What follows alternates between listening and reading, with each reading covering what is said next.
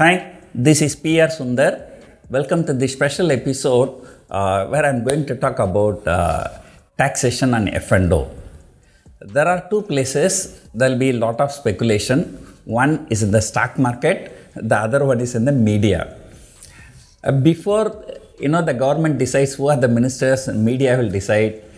Before the finance minister decides the measures for budget, the media will decide. There will be a lot of speculative news coming around.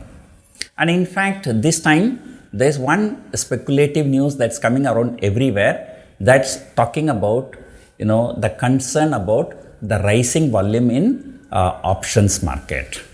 And accordingly, some changes in the transaction tax or income tax or corporate tax or whatever it is. Look at this article. So this article is published in Financial Express. So before I'm going into this article, let me give some general thing. Even yesterday, the SEBI chairperson said she's concerned about a huge volume in options market, and that too speculative nature and trading without hedges and trading for a very, very short term, maybe like intraday, something like that. Now, one question is that, if SEBI is so concerned, why should they give permission for the exchanges to start every day one expiry? So that's one thing. Second thing, there was a movie called Thani Oruvan in Tamil. So there they say, whatever you see in the media, you don't believe. They are all like, some front for something happening behind. So I also a strong believer of that concept. Many times if the government want to increase some taxes, if they come and announce in the budget directly, then it will become a shocker, and then the markets can react very negatively. So because of that, the government themselves, will be giving you some kind of news like this, so that they will be actually preparing you, so that on the actual day when something comes, it may not be a shocker for you, because whatever happens, if you are expecting something to happen, if that happens, it is not a shock. Mentally you are being prepared. So somehow I feel that it is the government is doing this, preparing the people for higher taxation in futures and options segment. But one thing, if they are really concerned about too much of speculation, maybe what they can do, they can discourage intraday trades, right? And or at least they can say, in cash market also, NRIs are not allowed to do intraday trade. So if they buy a share, they cannot sell it on the same day. So maybe they can do something like that in F&O, or they may increase the tax for intraday trades. And most of the problem comes because of the intraday trades. Now see what happens. One big group of people, they go buy an option thinking market will go up. Another big group of people will buy a put option thinking market will go down. So that's a pure speculation from the buyer side. Then what happens on the seller side, sellers, they do this as a business. They go and sell both call option and put option. They put a stop loss, market goes sideways, they make money. The market move in one direction also. In which direction the market is moving, that direction stop loss will be hit. The other side will be more profitable than this loss, all kinds of things. That's why I always say small fishes, big fishes eat small fishes. Now what happened recently in the past 6 months, some whales are coming and eating the big fishes. How? These people, what they do, they come intraday, especially during the expiry day. Let us say they go and sell call options aggressively, they go and put options, they go and buy the put options very, very cheap, and then they come and put a sell order for 500 crore or 1000 crore at one go. So that, Nifty falls 200 point, 300 point in a matter of few seconds. Then 10 rupees option go to 100 rupees, 200 rupees, what in stock market they call it as injection stories.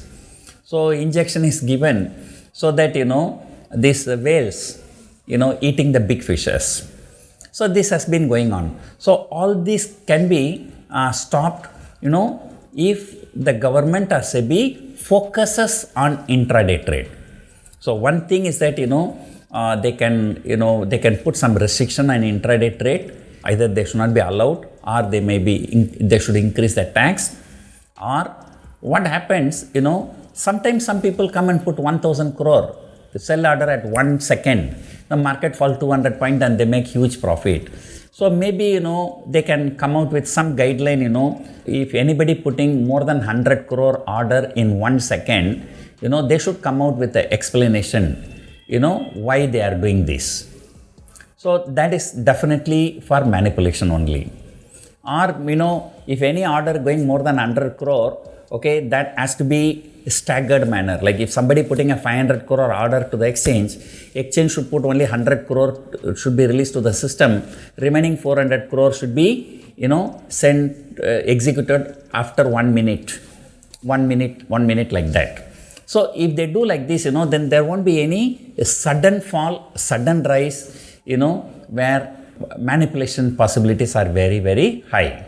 So that is one thing.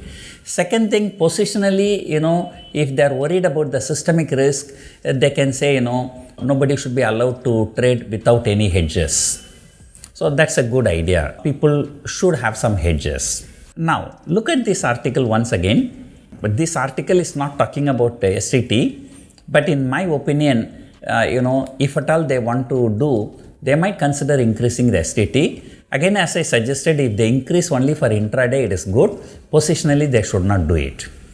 And second thing, I've spoken many times, if the very short-term trade is so speculative, surely, long-term options, which are called leaps, typically expiring 1 year and above.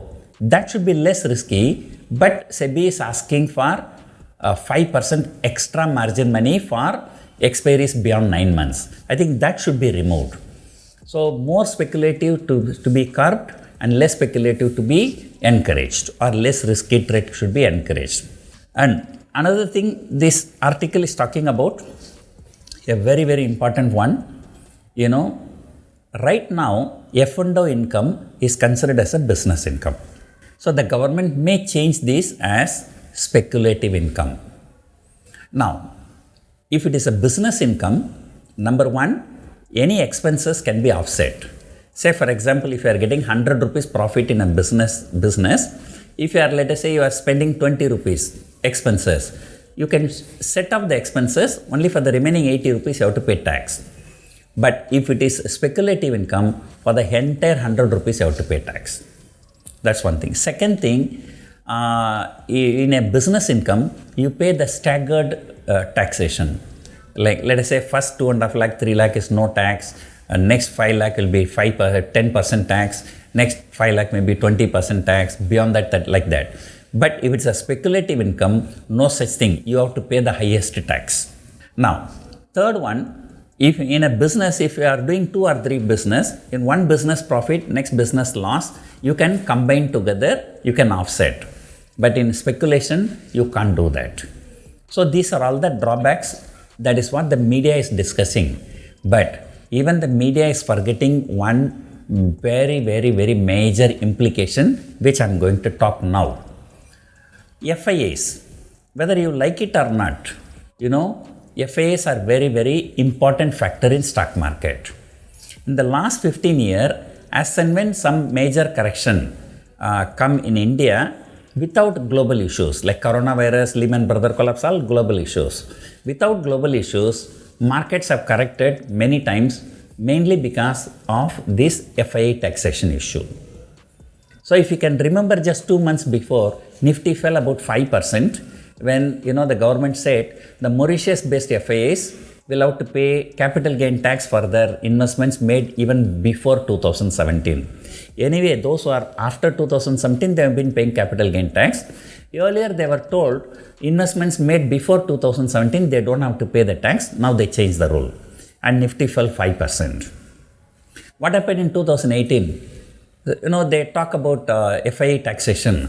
Market crashed like anything. Then they came and they said now there is no taxation for FIIs. Market shot up.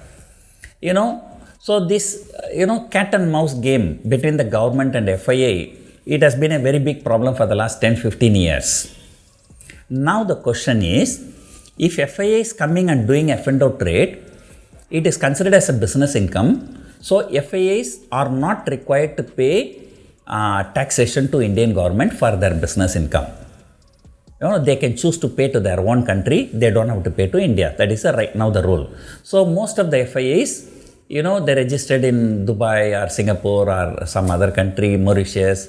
They trade in F&O. They don't pay tax. Now, if this F&O trade income is considered as a speculative income, then what will happen to these FIIs? So, for their business income only, they don't have to pay tax. But if this is considered as a speculative income, the FIIs will be liable to pay 30% plus tax immediately.